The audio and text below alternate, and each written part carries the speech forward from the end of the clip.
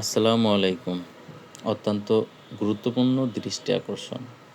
আমার বাড়ি গোপালগঞ্জ জেলার কাশিয়ানী উপজেলায় Mahmudpur union, Golgram Charpara. Main road থেকে আসার পথে প্রায় ৫ কিলোমিটার ভিতরে নোয়াপাড়া এলাকায় একটি ব্রিজ রয়েছে।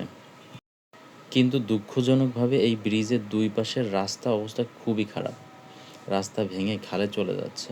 ফলে প্রতিদিন আমাদের মতো সাধারণ মানুষের চলাফেরার চরম দুর্ভোগ হচ্ছে।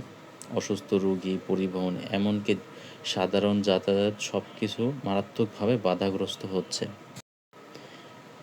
ব্রিজ থাকলেও রাস্তাঘাটের এই ভয়াবহ অবস্থা আমাদের জন্য আশীর্বাদ নয়, বরং এক প্রকার দুর্ভোগ হয়ে দাঁড়িয়েছে।